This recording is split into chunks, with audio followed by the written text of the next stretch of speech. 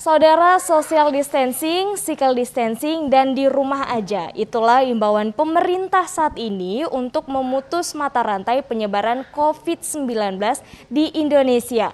Setiap warga pun punya cara tersendiri untuk mengisi waktu luang selama di rumah aja. Nah, saat ini saya sudah berada di kediaman salah satu rumah warga, tepatnya di Antang, Makassar, di kediaman dari Bapak Husni. Kita ingin mencari tahu seperti apa sih kegiatan selama di rumah aja ala keluarga Bapak Husni. Halo Bapak, apa kabar? Halo, Assalamualaikum.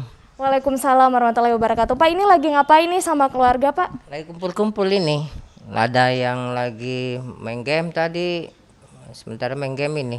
Tadi ya kebetulan dengan program pemerintah di rumah aja, kami coba manfaatkan dengan semaksimal mungkin menjaga keluarga saya ya.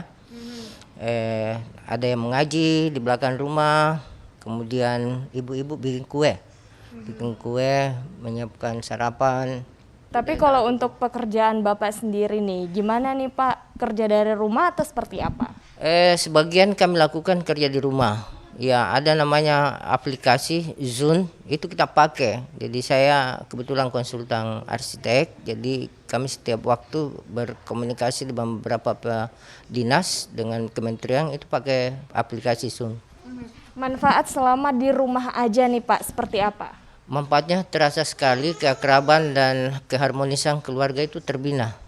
Oke, terima kasih Bapak Husni. Selamat melanjutkan kembali aktivitas bersama dengan keluarga Anda. Nah, saudara, ternyata selama di rumah aja memiliki manfaat tersendiri nih. Kalau biasanya mungkin sibuk dengan pekerjaan atau aktivitas masing-masing di luar, tapi selama di rumah aja bisa berkumpul bersama keluarga, menjaga keharmonisan keluarga, dan banyak sekali kegiatan-kegiatan positif yang tidak membosankan yang bisa Anda lakukan selama di rumah aja. Winda Anggreni, Nila Rustam, Kompas TV, Makassar.